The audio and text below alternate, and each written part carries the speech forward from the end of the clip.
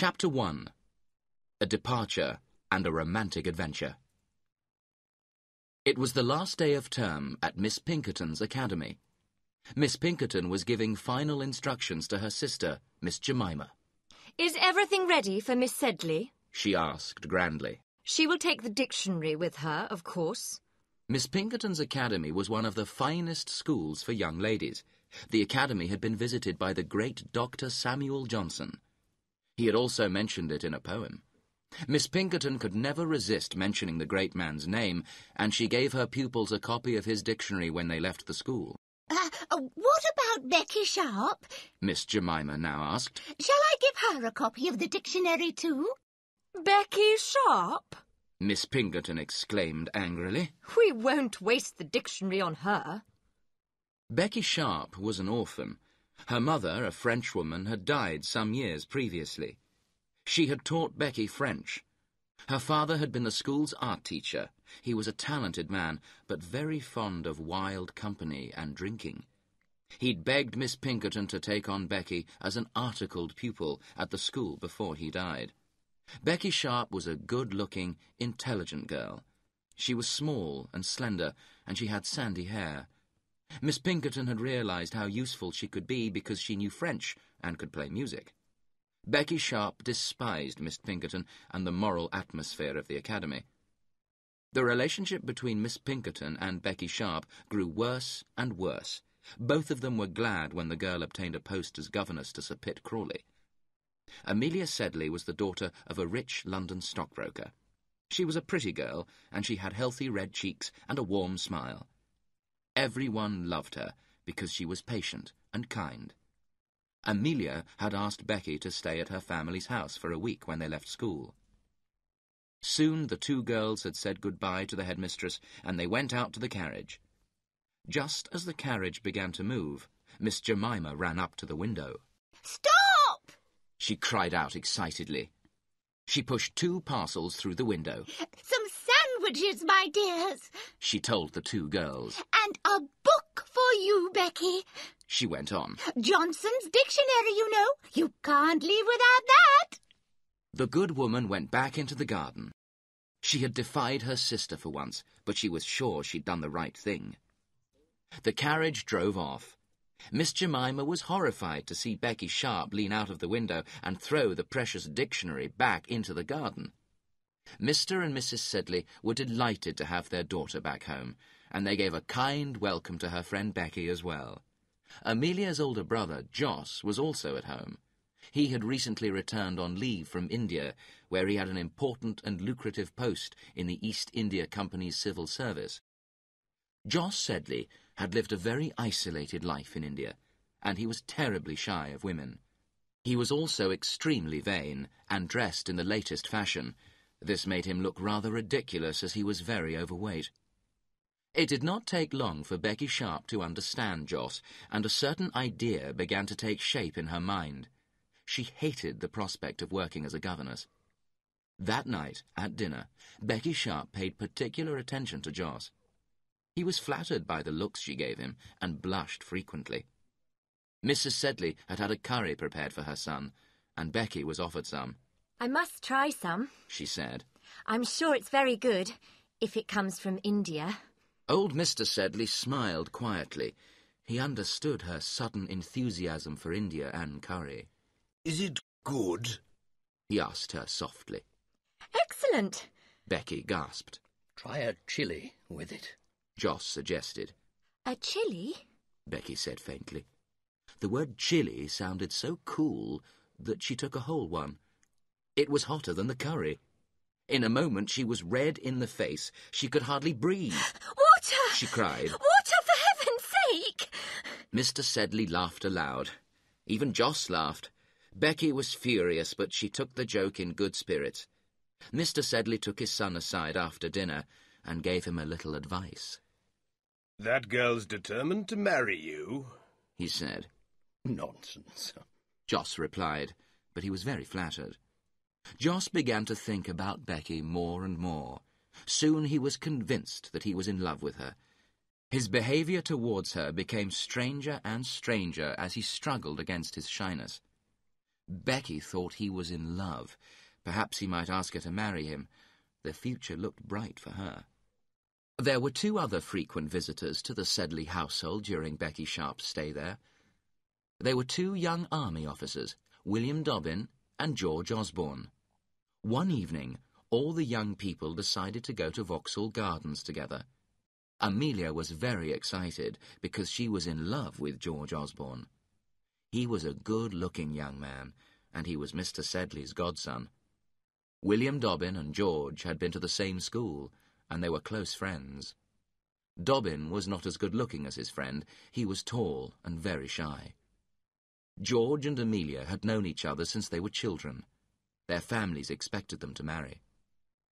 Becky was sure that Joss wanted to ask her to marry him. She walked by his side, giving him every encouragement she could. Joss himself was sure that he wanted to ask her to marry him, but he did not know how to approach the issue. At last the party decided to eat something at the restaurant in the Vauxhall Gardens. Joss ordered a magnificent meal and the best champagne. He ate and drank more than anyone else. Then he ordered a bowl of punch. It was the custom at Vauxhall to drink punch. It was the punch that was responsible for the whole of this story. If Joss Sedley had not ordered it and then drank most of it, he would have proposed to Becky Sharp, and that would have been the end of the story. As it was, the more he drank, the more cheerful he became. He began to sing, and this made people laugh. George Osborne was embarrassed. I think we should leave, he told the girls. They stood up to go. Stop, my dearest diddle, diddle, darling. Joss cried out to Becky. He seized hold of her waist. Becky could not free herself, and Joss held on to her tightly and resumed his song. Dobbin succeeded in freeing the unfortunate Becky. He took Joss back to his lodgings, and George Osborne took the girls back home. Becky and Amelia were sure that the moment had come for Joss to propose to Becky, after his behaviour the night before. Joss, meanwhile, woke with a terrible headache. He did not remember everything that had happened the night before, but he was terribly ashamed of himself. He did not have the courage to see Becky again. He wrote a note to Amelia saying that he was leaving London and asking her to apologise to Becky for his behaviour. It was the end of Becky's hopes of marriage. She knew now that she had to take up the post of governess with Sir Pitt Crawley and his family.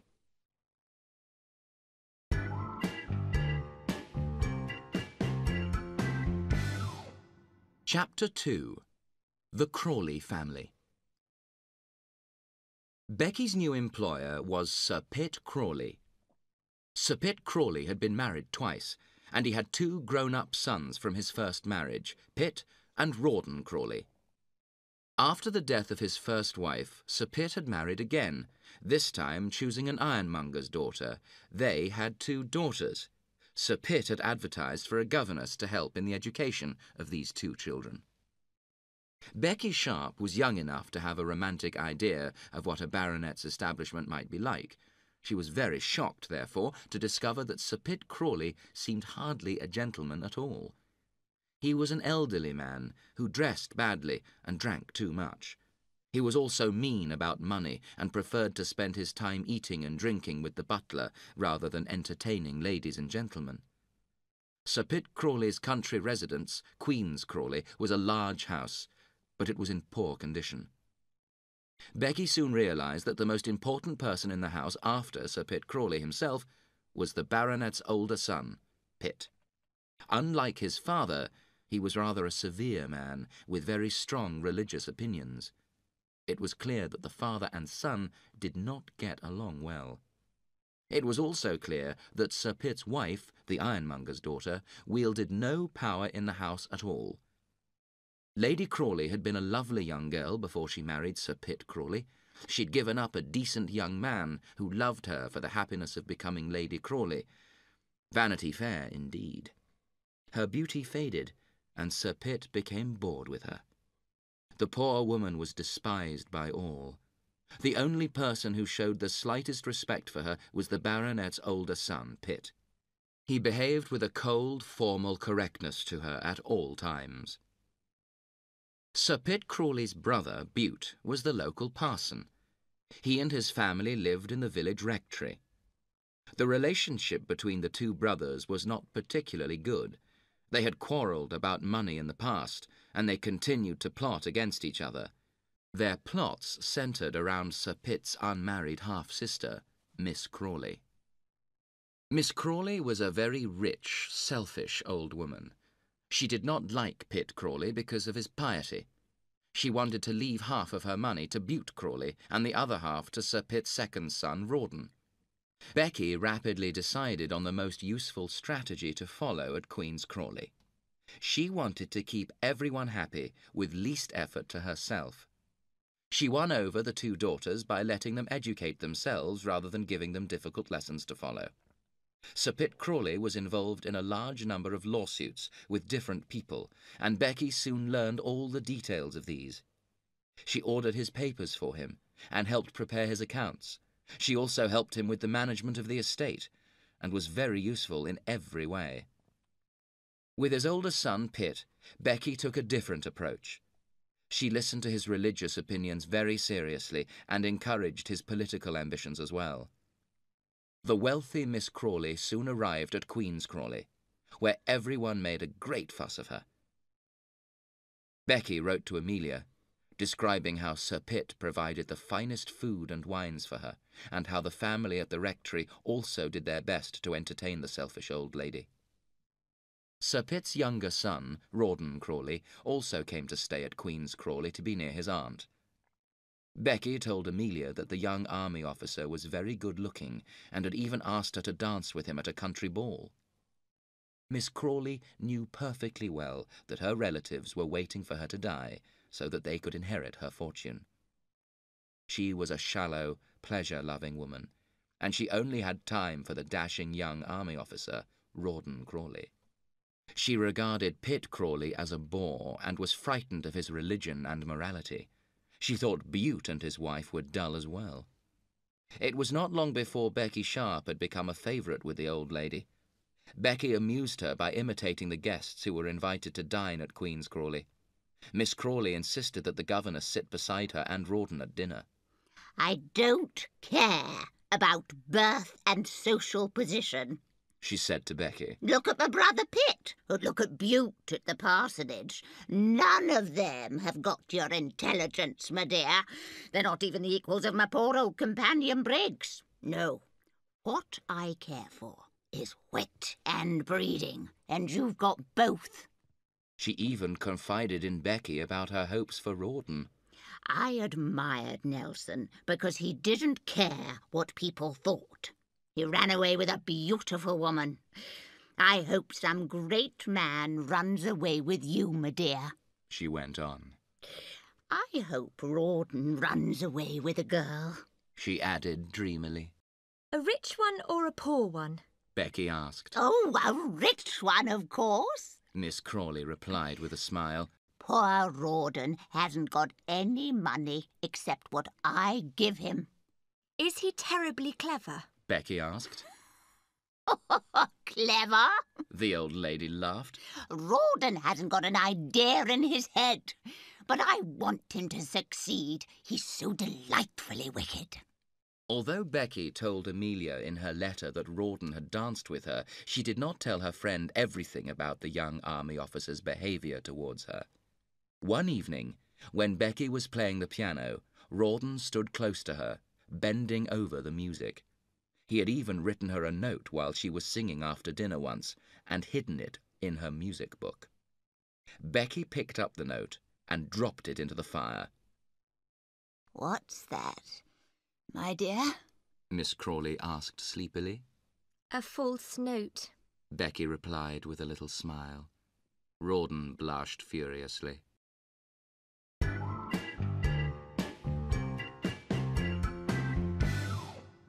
Chapter 3. Young Lovers. We must now leave the good people enjoying themselves at Queen's Crawley and return to London to find out what is happening to Amelia. The ladies in Amelia's social circle agreed that she was very good-natured but dull.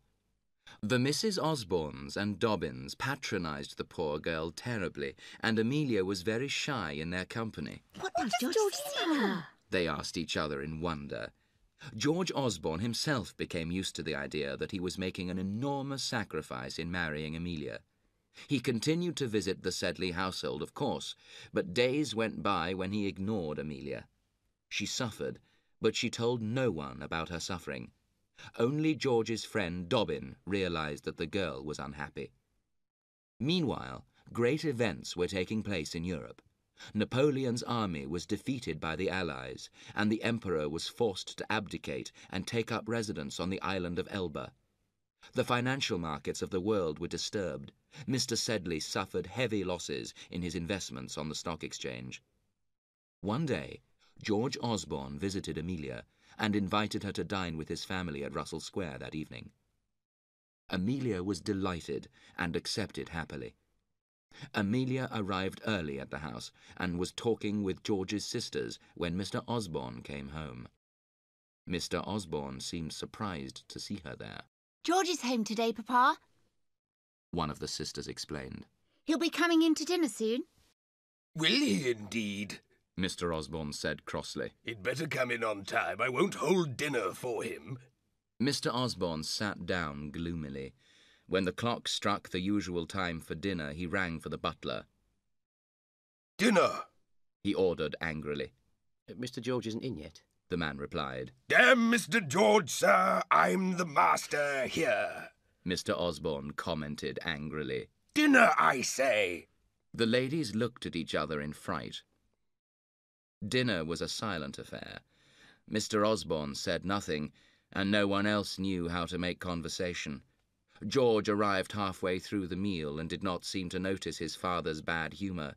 He talked amusingly to Amelia and his sisters. At last the ladies retired to the drawing-room, leaving Mr. Osborne and George to their wine. The older man was still bad-tempered. George did his best to cheer him up. The real reason for his visit was that he had run out of money. He was hoping for some money from his father. At last his father spoke. How are you and Amelia getting on? He asked. Anyone can see that she loves me, sir. George replied proudly. And you? His father asked sharply. What about you, my boy? George laughed easily. Didn't you tell me to marry Amelia, sir? He joked. You and Mr. Sedley arranged it all years ago. Commented his father. Haven't I heard about you and your wild amusements with Captain Crawley and that set? You should be careful, sir. Mr. Osborne was secretly delighted that his son was mixing in such aristocratic company. He was very ambitious for George. Well, well, he went on. I suppose young men will be young men. I'm glad you live in the best society of England. One can't live in that kind of society for nothing, you know. George said quietly. Don't worry about money, my boy. Mr. Osborne interrupted him. My money's as good as theirs. Call on Mr. Chopper in the city tomorrow. He'll have something for you. Thank you, sir. You could marry higher than Amelia, you know. Mr. Osborne told him. I don't like the look of Sedley's affairs. There are rumours about his losses. If I don't see Amelia's £10,000, you won't marry her. I won't have any lame ducks in my family. George was very attentive to Amelia when he went to join the ladies after his talk with his father. She remembered long afterwards the pleasure of that evening with him. George hurried off to the city the next morning and obtained a document from Mr. Chopper. Then he hurried to the bank. He noticed that Mr. Sedley was also in the bank, but he was too excited to notice the grim look on the older man's face. Meanwhile, Miss Crawley had returned to London from her visit to Queen's Crawley, bringing Becky Sharp with her. The old lady had eaten and drunk far too much and was feeling unwell. She retired immediately to bed and summoned her doctor. Captain Crawley was one of the first people to arrive at her house to ask after her. He received gloomy reports from the maid and from Miss Briggs, her companion. Captain Crawley was unable to see the patient, but he did manage to have a few minutes of private conversation with Becky. He left the house looking very cheerful. Miss Briggs tried to gain admission to the sick lady's bedroom, but was refused. The poor lady had been a loyal and faithful companion for many years and was wounded by Miss Crawley's behaviour. But why won't she see me? she asked Becky. I always look after her when she's ill. Don't be so upset. Becky advised her. She won't see you because she prefers my nursing to yours, that's all. Sick people are like that sometimes. She'll be well again in a few weeks, and then I'll go back to Queen's Crawley. Never, never, Miss Briggs said sadly. She'll never be well, or I'll never go? Becky asked with a little smile. Captain Crawley called every day to receive the latest news from Becky. Every day the news was better, and soon Miss Crawley allowed the faithful Briggs to spend time with her once more. Becky used to mimic the good woman to her face for the amusement of the old lady. Once Miss Crawley was well again, she agreed to accompany Becky to Russell Square so that the girl could be reunited with her old school friend Amelia. The visit was a short one, but Amelia made a good impression on the rich old lady. She talked enthusiastically about Becky's friend and mentioned her to Captain Crawley. Becky was quick to explain that Amelia had a fiancé, a certain Lieutenant George Osborne. What regiment is he in? Rawdon asked. I don't recall. Becky replied. But his captain's name is Dobbin. I know Dobbin. Rawdon told her. And I know Osborne too, now that I think of it. Osborne's a fool, he commented happily. He wants to be seen in the company of a lord. He pays for their dinners and they invite the guests. Pretty guests? Becky suggested with a smile. Quite right, Miss Sharp. Rawdon laughed. Very pretty guests indeed. Oh, don't be so naughty, Rawdon. The old lady laughed excitedly. Her nephew's cynicism delighted her enormously. Why don't we have him here? Rawdon suggested. Lieutenant Osborne and Amelia were invited for dinner at Miss Crawley's house. The meeting between Becky and George Osborne was not an easy one. Becky suspected that it was George who had discouraged Jos Sedley from proposing to her after the dinner at Vauxhall Gardens. She greeted him very coolly. For his part, Osborne thought her vain and ambitious. Amelia saw immediately that there was a friendship between Becky and Rawdon. Before leaving the house, she went up to her friend. I see it all, she said quietly. Becky kissed her. One day, Sir Pitt Crawley came to London. His wife had just died, and the baronet was desperate to have Becky back at the house. You must come, he told her. I'll come as soon as I can, Becky replied. Everything's in a mess without you, Sir Pitt complained. Dear Becky, do come. Becky looked at him closely. Come as what? She asked quietly. Come as Lady Crawley, if you like, the old man cried impatiently. Come back and be my wife. There. Does that satisfy you? Oh, Sir Pitt! Becky cried. Say yes. Sir Pitt begged her. I am an old man, Becky, but I'll make you happy. You see if I don't. The old man got down on his knees before her. Becky jumped back. For once she did not know what to say. Oh, Sir Pitt! She cried again. Oh, sir, I'm married already.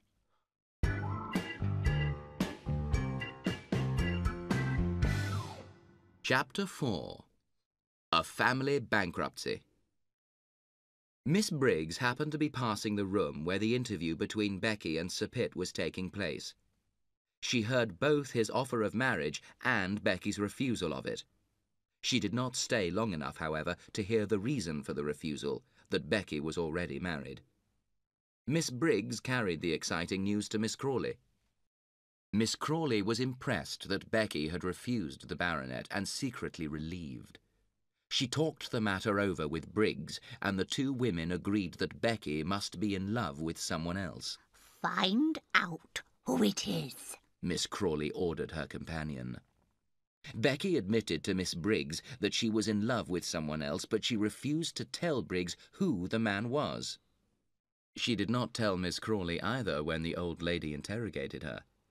You will know soon enough, my dear, she said.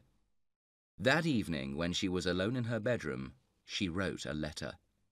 Dear friend, half of our secret is known, and I'm sure that the time has come to tell everything. It's risky, I know, but I'm sure we'll win in the end. Miss Crawley is very sympathetic and generous. I think everything will be all right. She addressed the letter to Miss Elizabeth Styles. The reader will not perhaps be surprised that Miss Elizabeth Styles, who wore a military uniform, was none other than Captain Rawdon Crawley. The next morning, Becky's bedroom was empty. She had left a note for Briggs explaining the mystery of her marriage and asking her to break the news to Miss Crawley.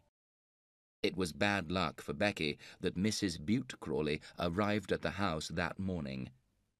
Briggs told her the whole story, and they went to Miss Crawley together. The old lady was horrified at the news and had another attack of illness. "I'll never forgive them," she said. "And I'll never give Rawdon another penny of my money." Sir Pitt also came to the house that morning.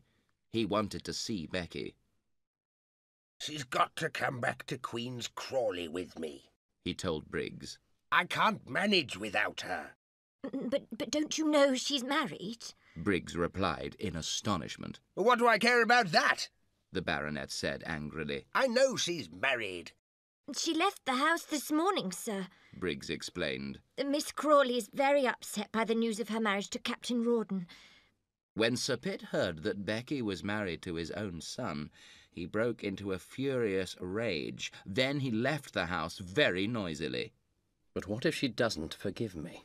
Rawdon asked his wife that night, as they sat together in their modest little apartment. Don't worry about that, Becky said sweetly. I'll make your fortune for you. You can do anything, he replied tenderly. There is one event in Vanity Fair that attracts both sentiment and satire, and that is the auction of a bankrupt person's household goods. People who attend these auctions remember how things were different in the past, how the person who is penniless now used to offer his guests the finest wines and food. An auction was taking place at the Sedley household. Old Sedley was now a ruined man. Captain Dobbin was at the auction. He was very interested in a little piano that had belonged to Amelia. His agent began to bid for the instrument, as did Becky's agent on her behalf. The bidding was fast, and the price rose high. At last Becky's agent ceased to bid, and the piano became the property of Captain Dobbin. The piano arrived that evening at a modest little house off the Fulham Road, where the Sedleys were now living. He was a kind man, Mr. Sedley, Becky commented dreamily to Rawdon. She was remembering her stay at the house. I'm sorry it's all gone wrong for him. Oh, these stockbrokers, Rawdon said carelessly. They're used to this sort of thing, you know. I'm sorry for your little friend Amelia, though. I suppose young Osborne will think twice before he marries her now. Rawdon's guess was not far wrong. Amelia had received a letter from George Osborne's father immediately the news of the bankruptcy became public knowledge. Mr. Osborne told her that her father had behaved very badly, and that it was no longer possible for the two families to know each other. She showed the letter to her father, who was very angry. He ordered her to return every letter and present that she had received from George, and to forget about him. Amelia sent back the few presents that George had given her, but she kept his letters. They were her most precious possessions. There was more exciting news from Europe. Napoleon had escaped from Elba and returned to France. Everyone knew that war was coming. One day, Dobbin found his friend, George Osborne, in his room at the barracks. He looked very upset. She sent me back all the presents I gave her, George told his friend. It's all over. Look. Read this. He passed Dobbin a letter from Amelia. Dobbin had visited Mr. Sedley and the family in their new house off the Fulham Road. He knew that Amelia was very ill. She's dying, George, he said quietly. A few hours later, George Osborne paid a visit to the Sedley household. Mrs. Bute Crawley established herself at Miss Crawley's house in London to nurse the old lady. She made sure that letters from Rawdon Crawley were intercepted. She read Miss Crawley religious stories and encouraged her to consider serious matters. It was her hope that Miss Crawley was planning to write a new will, leaving some of her money to Bute Crawley. Mrs. Bute Crawley was very successful in her arrangements. Perhaps she was too successful. She frightened and depressed Miss Crawley instead of amusing her. Even her doctors thought that the effect of Mrs. Bute Crawley's influence was dangerous. One of them tried to talk to her. You have done a lot for our poor patient, he told her. But she is not as ill as she was. Indeed, she needs fresh air now. If you keep her in the house, she may really die. At last, an expedition to the park was organised. Miss Crawley's carriage was soon spotted by Becky and Rawdon, who were also out driving. Rawdon drove past his aunt and saluted her gravely. His aunt ignored him. That's it, then, he commented to Becky. She won't acknowledge me.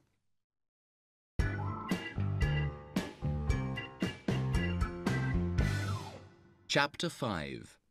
A Wedding and a Disinheritance. Captain Dobbin now found himself in a very painful and difficult position. He could see that George was less and less keen to marry Amelia, and he realised that he himself was falling in love with her. She will die if George does not marry her, he thought. He determined to make sure that the wedding went ahead. George and his father, meanwhile, had quarrelled bitterly. Mr. Osborne wanted his son to marry a rich girl. George, however, who had been influenced by Dobbin's account of Amelia's sufferings, promised to be true to his word. "I'll have no beggars in my family, sir," his father roared. "Marry Amelia and you leave this house forever. You leave it a penniless man, I tell you." I've done it, Dobbin, George told his friend afterwards. Done what? Dobbin asked. I've told my father, George informed him. I'll marry her tomorrow. I love her more and more each day. One morning, a quiet wedding took place in London. Amelia was the bride and George the bridegroom. The best man was the faithful Dobbin. Jos Sedley was also in attendance, as was Mrs. Sedley. Mr. Sedley did not attend the ceremony. George and Amelia went to Brighton for their honeymoon. They were accompanied by Jos Sedley. Here they met up with Captain Crawley and his wife. Jos was now wearing military-style clothing in honour of the coming war, and George and Captain Crawley teased him about it. The two couples spent most of their time together. The gentlemen had their own amusements after dinner. They usually played billiards or cards, and this allowed Captain Crawley to acquire some much-needed ready money. One day, Dobbin came down to Brighton to see his friends. He greeted them in a friendly way, but his face was serious. What's the news? George asked eagerly. What does my father say? I'll tell you everything later, Dobbin said quietly. The really important thing is... Come on, tell us, George cried excitedly. The campaign's started. We're going to Belgium, old boy. O'Dowd's in command. We leave next week. It was true that Dobbin had been to see Mr. Osborne to break the news of his son's marriage to Amelia. The interview had not been a success. Mr. Osborne was furious at his son's disobedience and furious with poor Dobbin as well for having encouraged the match.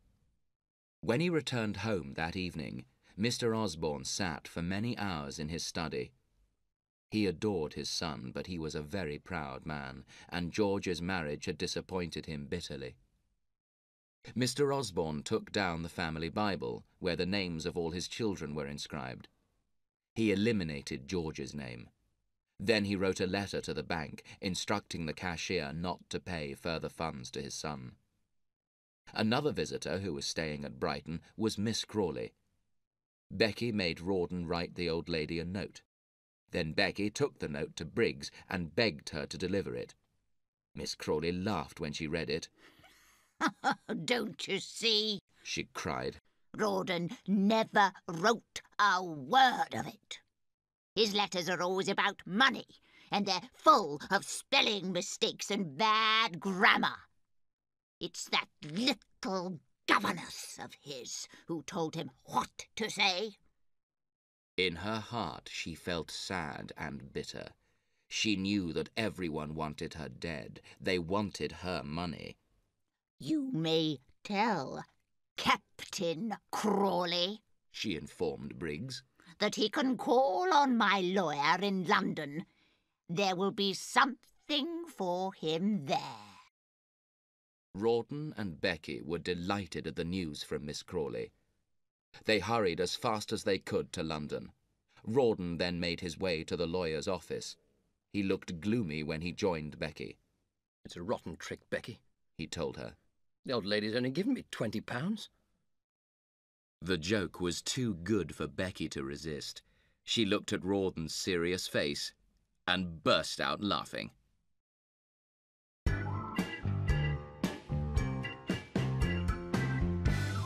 Chapter 6.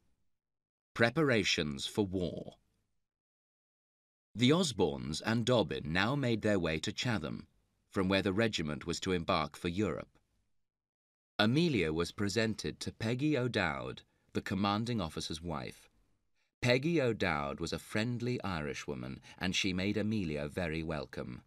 "We're all good friends here," she explained cheerfully. "There isn't a happier regiment in the whole army." Joss had agreed to accompany Amelia to Europe, and everyone noticed that his appearance became more and more military every day. At last they arrived in Brussels, where the regiment was quartered.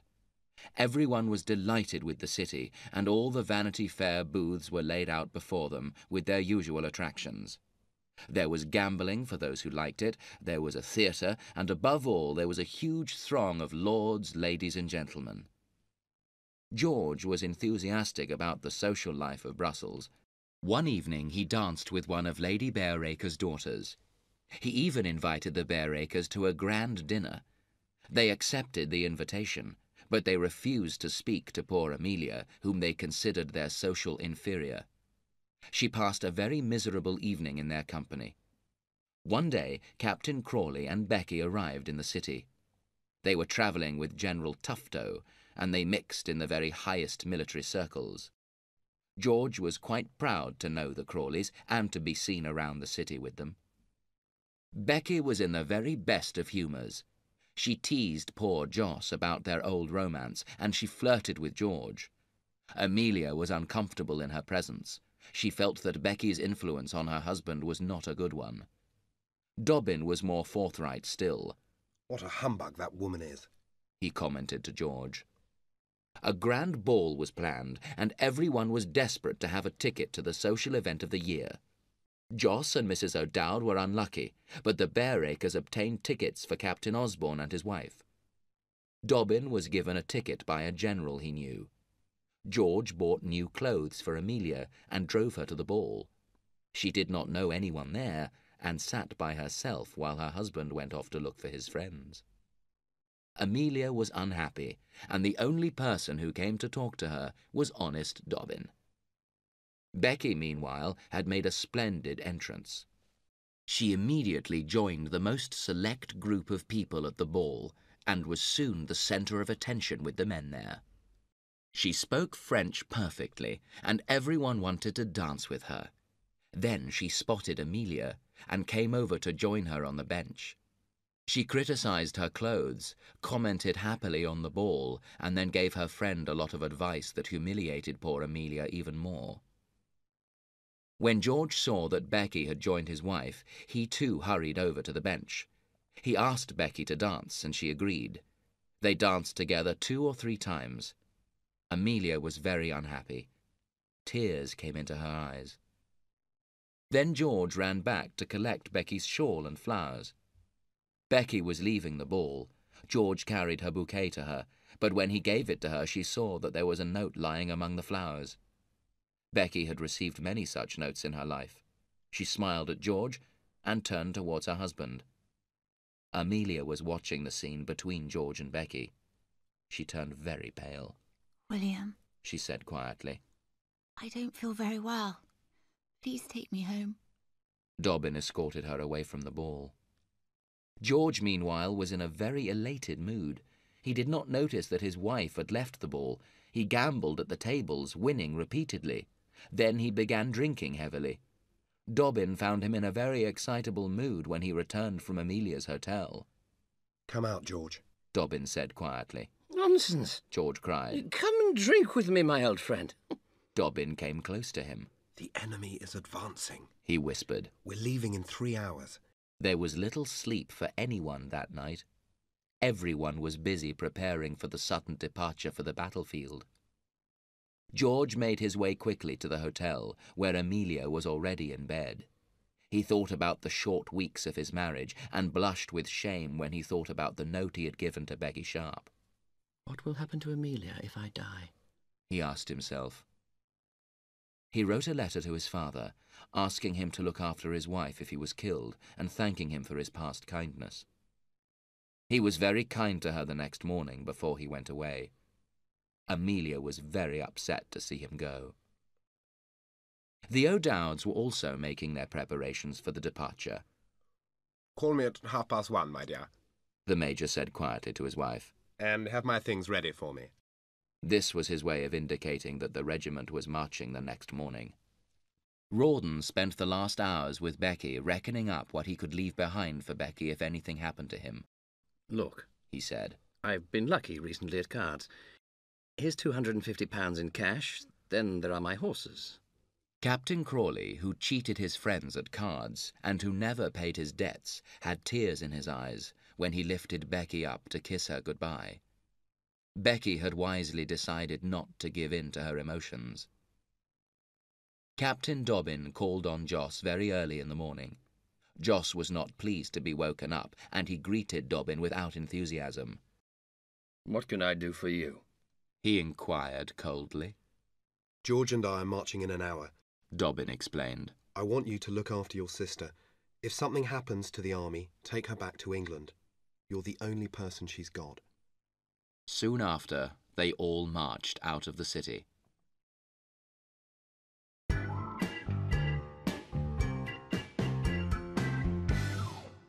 Chapter 7. The Battle of Waterloo.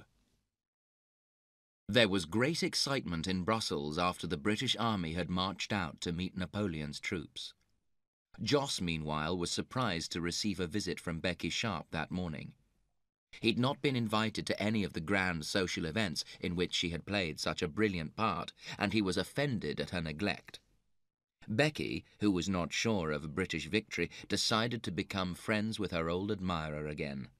I'm sure you're getting ready to join the army. She told him. Soon there'll be nobody left in Brussels to protect us poor women. Joss was delighted at the idea that she thought he was joining the army. I should like to see the battle, He replied grandly. but I have my sister to protect. What a good brother you are. Becky exclaimed. She put her handkerchief to her eyes. Your heart is true to your sister, She went on. but I remember a time when it was false to me. Joss blushed furiously. He did not know what to say to her. I've avoided you here in Brussels. Becky went on. What else could I do? Do you think my husband could bear to speak to you? You're the only man he's ever been jealous of, you know. Poor Joss was delighted at this speech. He forgot his doubts and suspicions of Becky. Becky observed him closely. At least he'll give me a place in his carriage if the army is defeated, She thought. Becky then went into Amelia's room to greet her. She found her ill because she was worried about George. Amelia regarded her as an enemy now, and the interview was a painful one for the two women. You tried to do me wrong. Amelia complained. You tried to take my husband from me, Rebecca. But he came back to me, you see. He came back to me. She burst into tears. Becky left Amelia's room. For once she was silent. Her friend's tears had moved her. She happened to encounter Mrs. Peggy O'Dowd in the street outside, and she told her that Amelia was very upset. The good lady hurried to the house. Brussels was full of rumours about the great battle. Joss grew increasingly nervous. He was not a brave man, and what he heard from his servants frightened him. He began to think about leaving the city. He told Amelia that he thought it was best to prepare to leave, but she refused to listen to him. That night, Joss's fears increased to panic. Some Belgian soldiers had retreated into the city, and one of these took refuge with the maid in Joss's house. The young soldier was tired and hungry, and he told terrible stories about the defeat of the British army. The Duke of Wellington is a prisoner, He said. and the whole army is in flight. Napoleon has won. Joss had come into the kitchen to hear the soldier's account, and he was now wild with terror. He changed out of his military-style clothes as quickly as he could and ordered his servant to prepare the carriage. "There are no horses left in Brussels, sir," the servant told him. Joss dashed into the street. He ran to all the hotels in a desperate search for horses. In one hotel he saw Lady Bareacres and her daughters sitting in a carriage. They, too, were waiting for horses. Lady Bareacres was also desperate to abandon the city. This proud lady, who had refused to acknowledge Becky when they passed on the stairs, now came to ask her to sell Captain Crawley's horses. I won't sell you my horses, my lady, Becky told her proudly. Not for the 2 largest diamonds you wore at the ball. Just then, Becky caught sight of Joss entering the hotel. The frightened expression on his face told her everything. He will buy my horses, she decided. Joss and Becky were soon in earnest conversation together. The price she asked for the horses was a huge one, but Joss was so terrified that he agreed to pay. Joss now told his servant to prepare the horses. He had decided to ride out of the city as soon as he could. He went back once more to Amelia to persuade her to come with him. "Emmy, I'm leaving today," he told her. "and you must come with me. There's no time to lose." You're a coward, Mr. Sedley, Peggy O'Dowd told him quietly. "Never mind her," cried Joss. "Are you coming with me or not, Emmy?" Amelia was too ill to move. Without my husband, Joss. Amelia replied. Joss saw that it was useless. "Goodbye, then," he said in a rage, and left the room. A few minutes later, the 2 ladies saw him riding awkwardly down the street on one of Becky's horses, followed by his servant on the other. The noise of the great battle could be heard throughout the city all that day. At last the guns grew silent. The English had their victory. Darkness fell. Amelia was praying for her husband, who was lying on his face, dead, with a bullet through his heart.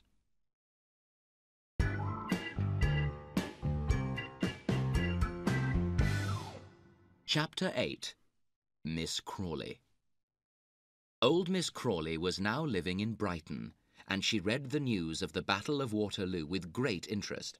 Rawdon had been promoted. He was now a colonel. What a pity that fine young man behaved as he did, said the kind-hearted Briggs. She wanted Miss Crawley to forgive Rawdon and Becky. Rawdon's a fool, the old lady replied angrily. He could have married well if he'd had my money behind him. Oh, but he won't get any of it now. Rawdon and Becky took good care to write regularly to Miss Crawley, and the old lady was amused by their letters, although she knew perfectly well that it was Becky who wrote them and not her nephew. Miss Crawley's attitude to the family at the rectory was not so warm. She'd been frightened by Mrs. Bute Crawley during her illness in London. Worse than that, she'd been bored by the rector's wife. Still, presents of farm produce arrived regularly at Miss Crawley's house in Brighton, with tender notes of affection from the family at the rectory. Rawdon's brother, Pitt, was also attentive to his aunt. He came frequently to Brighton to visit his fiancée, Lady Jane Sheepshanks, who lived in the town with her sisters and mother, the formidable and religious-minded Countess Southdown. Pitt hinted to Lady Southdown that it might be beneficial for her family to make a friendship with his aunt. He told her that Miss Crawley was now all alone in the world.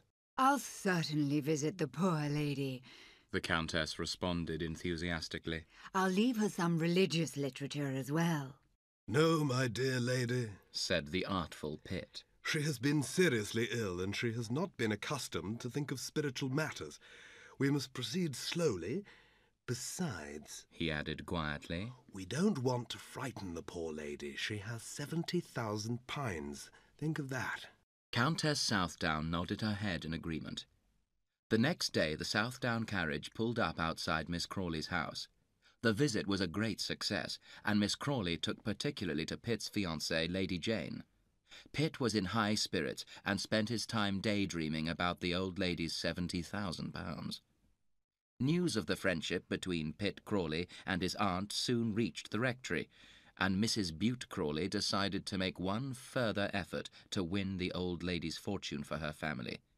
She sent her son James to visit Miss Crawley.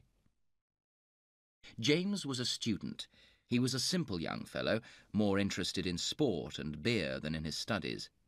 He was no match for Pitt Crawley.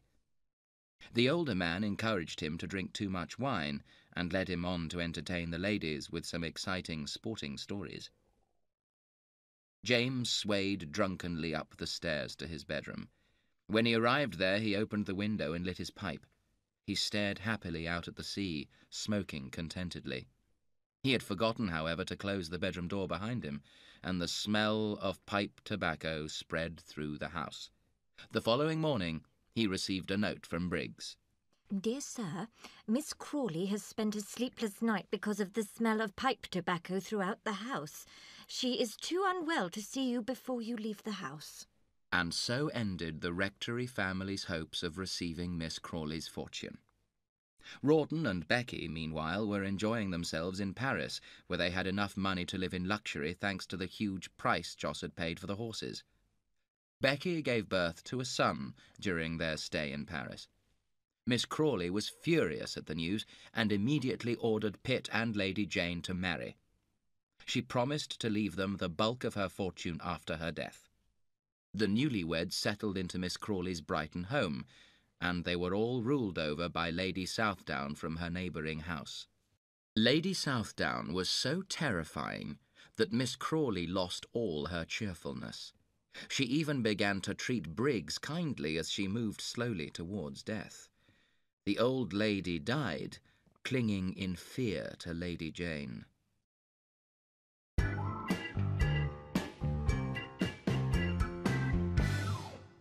Chapter 9. Life on Nothing a Year. News was continually arriving in England of the terrible casualties of the Battle of Waterloo. The Osborne family learned of George's death. Old Mr. Osborne was grief-stricken, but he carried on his business as usual. He never mentioned George's name to anyone. One day, Dobbin's father, Sir William Dobbin, called at Mr. Osborne's house. "My son has sent me a letter for you," he explained. Mr. Osborne looked at the letter, and his heart began to beat quickly.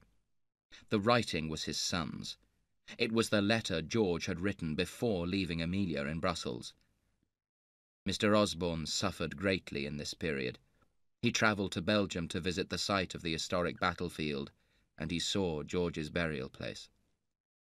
One evening, as he was coming back into Brussels, Mr. Osborne saw a carriage driving towards him. An officer was riding by the side of it. Mr. Osborne was surprised to see that one of the occupants of the carriage was his son's widow, Amelia, and that the officer on horseback was his son's friend, Dobbin. Amelia was pale and withdrawn, and did not notice her father-in-law. He, however, gazed at her in fury and hatred. A few minutes later, Dobbin rode up to Mr. Osborne's carriage. He held out his hand, but Mr. Osborne refused to take it. I have a message for you. I am the executor of George's will, and am therefore responsible for his widow's welfare. Are you aware how little money he left her? Dobbin explained that Amelia was expecting a child. He tried to persuade Mr. Osborne that the time for hatred and bitterness was gone, and that Amelia needed his support. I have promised to have nothing to do with that woman, sir, Mr. Osborne commented angrily. I shall not change my mind. Months now passed, and Amelia gave birth to a son. The loyal Major Dobbin was constantly in attendance upon her, and brought her back to her parents' house in England. He became the baby's godfather. The poor girl was so depressed by the death of George that she did not seem to notice the Major's kindness to her. Dobbin, however, never dared to mention his love to her. He knew that Amelia was loyal to her husband's memory.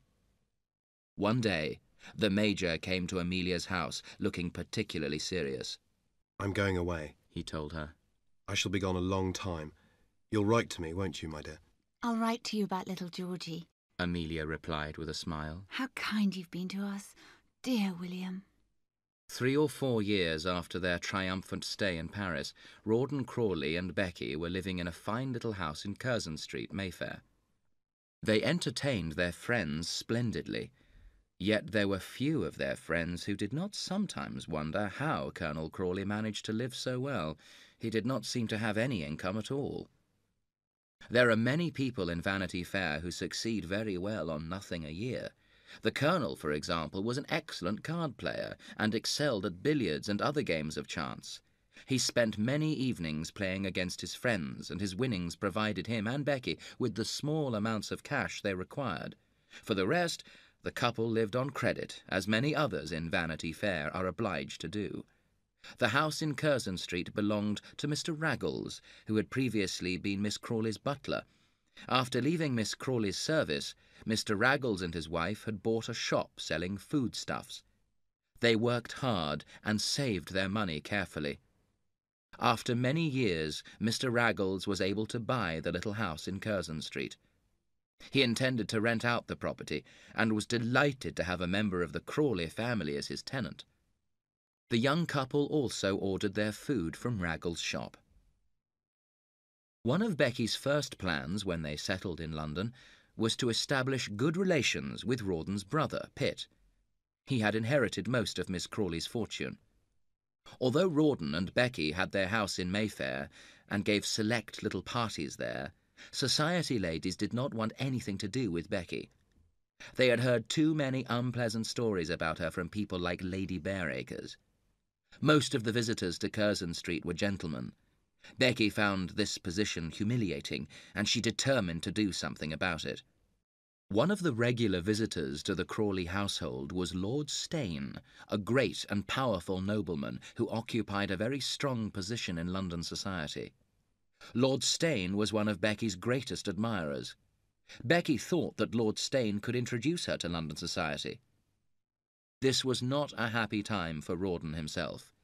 He knew that people came to the house to see his brilliant and charming wife, and that they found him a bore. He preferred to spend his time with his little son, Rawdon. He went for long walks with the boy, and he took him to see his old friends at the barracks.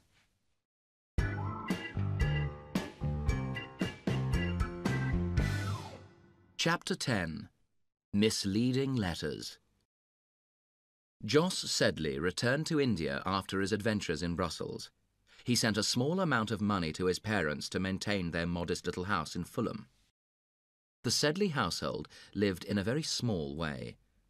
Old Mr. Sedley tried various little business schemes in an effort to recover his fortune, but all of them came to nothing. Amelia herself had no thoughts for anything except her son. The family received few visitors now that Dobbin was abroad again, although the local curate at the church where they worshipped called quite often. People said the reason for his calls was Amelia, but she took little notice of the young man. The years went by, and George grew into a healthy young boy. He was full of energy, and everyone said he looked just like his father. Old Sir Pitt Crawley died, to the relief of all his family. He had become increasingly eccentric in his final years, and his behaviour had been a scandal throughout the county. His son Pitt inherited the property and the title, and as he'd already inherited Miss Crawley's fortune, he was now a man of substance and importance. His thoughts turned to a career in politics. Rawdon and Becky were, of course, invited to attend the old man's funeral at Queen's Crawley. Becky received the invitation with delight. "Why are you so happy about it?" Rawdon asked in astonishment. "There's no money coming to me from my father's death. You don't really want to go, do you?"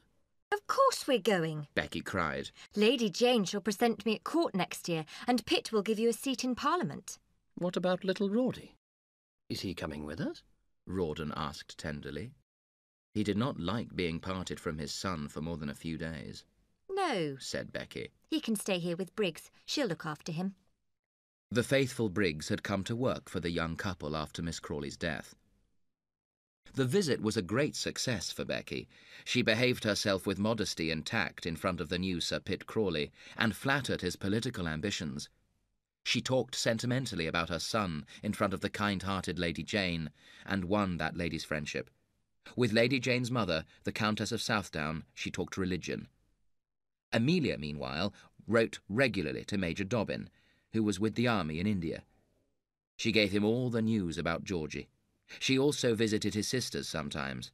One day the sisters told her some important news. William's getting married! She wrote to congratulate him and to wish him happiness for the future. Georgie went to see Dobbin's sisters by himself sometimes, and he came back from one such visit wearing a beautiful gold watch. He said that a lady had given it to him.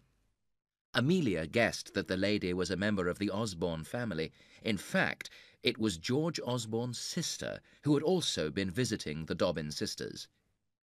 When Miss Osborne arrived home that afternoon, she told old Mr. Osborne that she had seen Georgie. He looks just like his father, she said tearfully.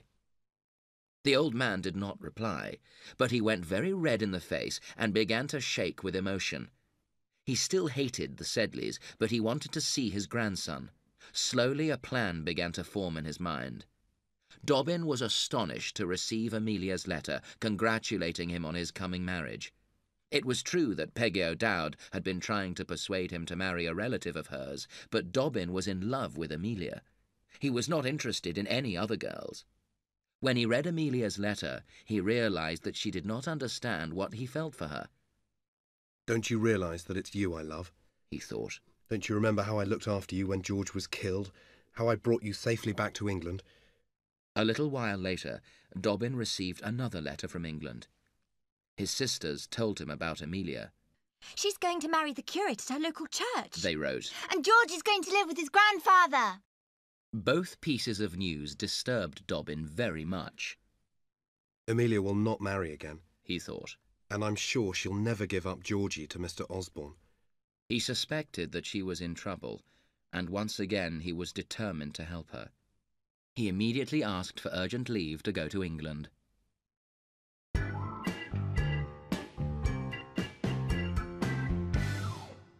Chapter 11. Amelia Makes a Sacrifice. Becky was now back in London preparing Sir Pitt Crawley's house for his return there. Sir Pitt knew that Rawdon and Becky were very poor. He was very fond of money, however, and did not offer his brother any. Little Rawdon thought his mother was the most beautiful woman in the world, but he preferred spending time with his father, who talked to him and played with him. Becky usually ignored him and made him eat in the kitchen when she had visitors.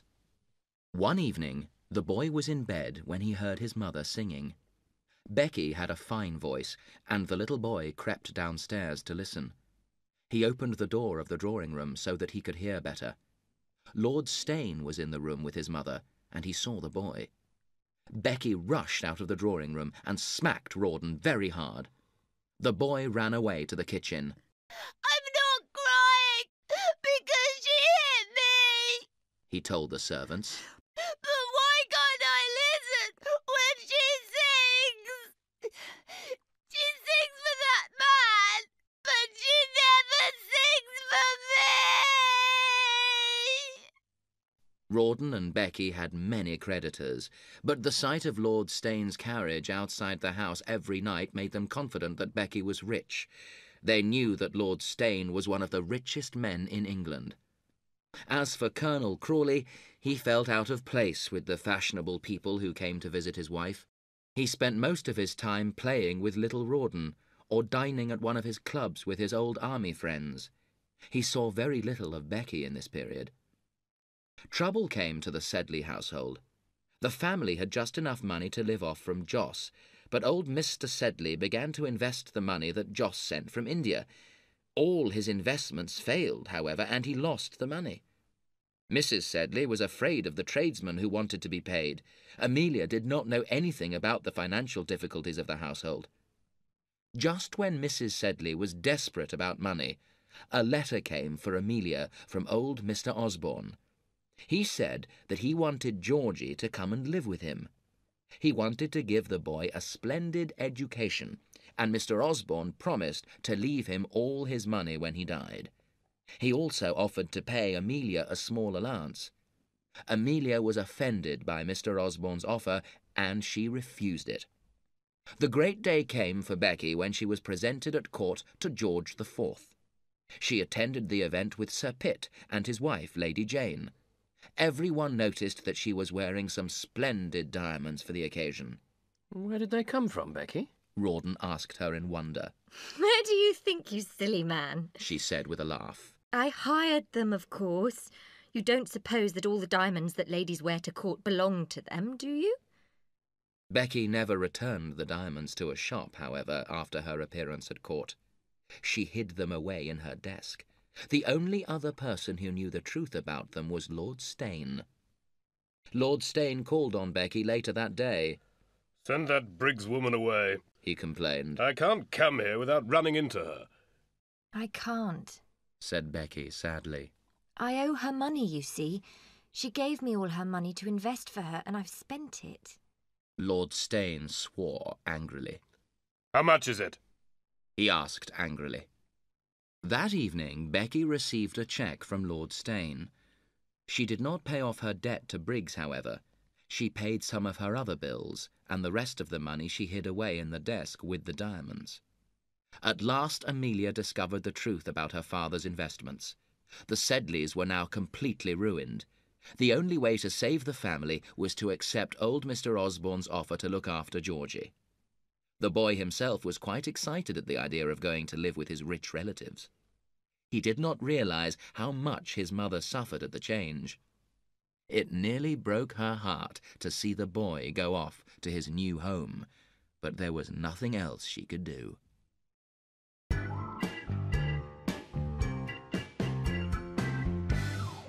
Chapter 12. Imprisonment and Violence. Little Rawdon had been sent off to an expensive school paid for by his lordship, and Briggs had been found another job. Lord Steyne often passed the evening with Becky and Rawdon at their house. One night, Becky and Rawdon went to a party at Lord Steyne's house. Rawdon stayed behind after his wife left to smoke a cigar with Lord Steyne's assistant, Wenham. The two men strolled through the streets together. Suddenly, they were joined by 3 other men, one of whom touched Rawdon on the shoulder. He knew immediately what it was. These men had come to arrest him for debt. "Lend me 100, Wenham," Rawdon asked. "I haven't got any money," Wenham replied. The men took Rawdon off to prison. He was not worried, as he was sure that Becky had money to save him. He wrote her a note explaining what had happened. Then he lay down to sleep. He waited all the next day for some message from Becky. At last, a letter arrived in the evening. Becky said she was ill in bed, but that Lord Steyne had some money to send him. Rawdon blushed as he read his wife's letter. He remembered that he had been walking with Lord Steyne's assistant when the men arrested him. Had there been a plot to get him out of the way? He wrote to Sir Pitt Crawley now, and in an hour Lady Jane arrived with the money that he needed. Rawdon was ashamed. He realized that Lady Jane was kind, and he wanted to change his life. Rawdon hurried home. He was surprised to see that the drawing-room was lit up, when Becky had told him she was ill. He entered the house quietly and approached the drawing-room door. He could hear Becky singing. When he opened the door, he saw that there were only 2 people in the room, Becky and Lord Steyne. He saw that Becky was wearing the splendid diamonds that were supposed to have been hired and returned. Becky looked up in horror as she saw her husband. I'm innocent, Rawdon, she cried. You must believe me. I'm innocent. Lord Steyne, meanwhile, thought that Rawdon and Becky had planned to trap him. He was furious. "Innocent, you?" he shouted at Becky. "I've given you thousands of pounds that you and this man have spent together. Don't try to fool me." Rawdon hit Lord Steyne, who fell to the floor. Then he made Becky remove all of her jewellery, and he hurled it at the frightened nobleman. One of the pieces struck Lord Steyne on the forehead. It left a scar that he carried for the rest of his life. Now Rawdon made Becky open her desk. He saw that there was a lot of money inside, including the cheque from Lord Steyne. "I'll send this back to him in the morning," he told her grimly. "You might have got me out of prison," he told her sadly. "I always shared with you." Then Rawdon left the house. Becky understood that he was gone forever. All her plans had come to nothing. Rawdon was determined to fight a duel with Lord Steyne. First, he went to see Sir Pitt to ask him to look after his son if anything happened to him. Then he went to his club to ask one of his officer friends to arrange the duel. Later that day, Becky came to see Sir Pitt Crawley. Sir Pitt had seen something in that morning's newspaper that he wanted to discuss with her. There was an article saying that Colonel Rawdon Crawley was expected to be appointed Governor of Coventry Island. It's true, Becky told him. Lord Steyne organised it for him. Don't you see, Pitt? Everything I did was for Rawdon. I'm innocent. Lady Jane was not happy to see Becky. She asked her to leave the house. Rawdon's army friend had also seen the newspaper article, and he showed it to Rawdon. Wenham walked into the club. "You're making a terrible mistake, Crawley," Wenham said. "It was only by chance that your wife and Lord Steyne were alone in the house that evening. My wife and I had also been invited, but we couldn't come because Mrs. Wenham had a headache." Rawdon did not believe Wenham's story, but he saw that he could not fight Lord Steyne now in the light of Wenham's evidence. He thought very carefully about what he should do. In the end, he decided to accept the governorship of Coventry Island. He wrote very regularly to Little Rawdon from there, but he never contacted his wife again. Little Rawdon spent his school holidays with Sir Pitt and Lady Jane. Becky herself was now ruined. Her servants and creditors all demanded to be paid, and Mr. Raggles took his house back. He was ruined as well. Thus Vanity Fair makes other people pay for its pleasures. Becky fled the country.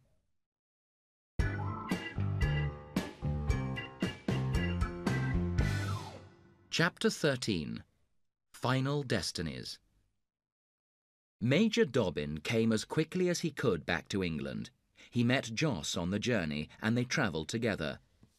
Joss told Dobbin that Amelia had not mentioned any plan to marry, and this news cheered the Major up considerably. Dobbin hurried to Amelia's house as soon as he arrived in England. There he learned that Mrs. Sedley had died, and that Georgie was now living with Mr. Osborne. Georgie was happy in the old man's house.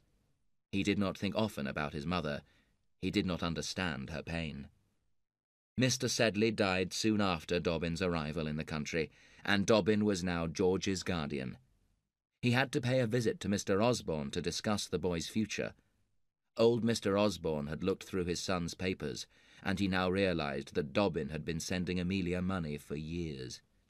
He asked Dobbin to explain what had happened. "Well, sir," Dobbin told him, "the marriage was very much my doing. I thought George had gone too far to let Amelia down, and so, when she was left without money, I did what I could to help her." Mr. Osborne turned very red in the face. "You did me a great injury," he said. "but you're an honest man, sir. Let me shake your hand." Dobbin did everything he could to make peace between the Sedley and the Osborne families. "It's true that Amelia took your son away from you," he said once to Mr. Osborne. "but you have also taken her son away from her." Finally, Mr. Osborne's hatred for the Sedleys began to fade away. He made a new will, leaving some money to Amelia as well as Georgie. He never met Amelia again, however, because he died suddenly after a heart attack. Dobbin, meanwhile, had told Amelia that he loved her, but all she offered him was her friendship and gratitude. Joss, Amelia, Dobbin, and Georgie now went on a tour of Europe together. They stopped at a large town in Germany, and Joss went off to play roulette. He was very surprised to be greeted by the woman sitting next to him. "Mrs. Crawley," he gasped in astonishment. Call me Becky. She replied softly. You always used to. Becky now used all her charm on the gullible Joss. She told him that she was very poor now, and that she had enemies who made her life miserable. Joss told Dobbin that he had met Becky. "Her again," Dobbin exclaimed. "She causes trouble everywhere." Amelia did not want to see Becky at first, but at last Joss persuaded her. He told her that Becky was very unhappy. The meeting went well, and Joss and Amelia invited Becky to come and stay in their hotel.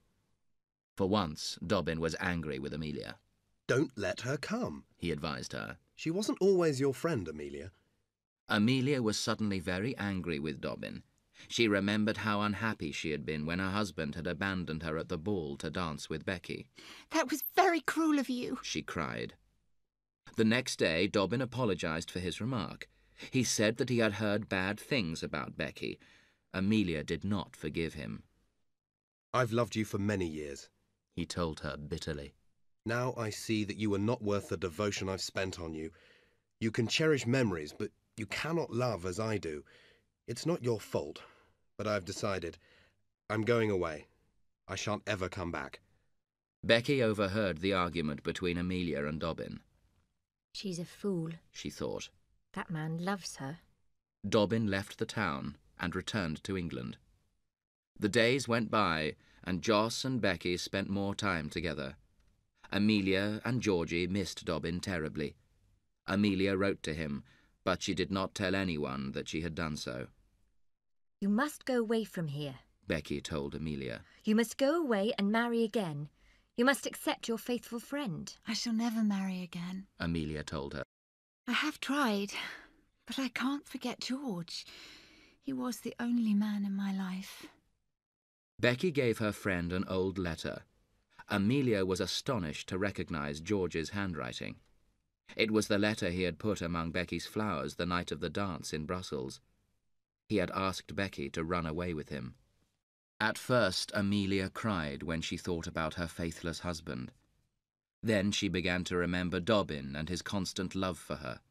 She realized that she was free to love Dobbin now. Soon Amelia and Dobbin were happily married in England. At last Dobbin had married his true love. They went to live near Sir Pitt and Lady Jane. The two families became great friends. Joss remained in Europe with Becky. There were rumours that Joss was ill and that he had taken out a huge insurance policy on his life. Amelia was worried about her brother and asked Dobbin to find out what was happening. Dobbin discovered that Joss and Becky were in Brussels. He managed to see Joss without Becky knowing about his visit. Joss looked unwell, and he seemed frightened. Don't let Becky know you've been here, he begged Dobbin. I'm afraid of her. Come away with me now, Dobbin suggested. But it was no good. Joss could not bring himself to leave Becky.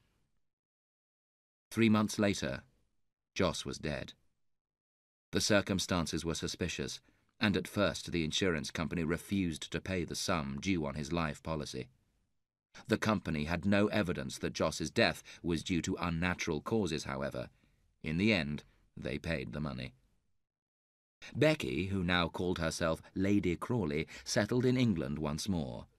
Her husband Rawdon died of yellow fever on Coventry Island 6 weeks before the death of his older brother, Sir Pitt Crawley.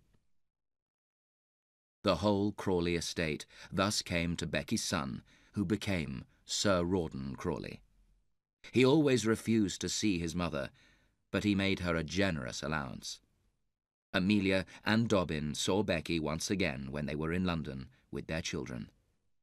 Becky smiled as Dobbin and Amelia grabbed their children and walked quickly away from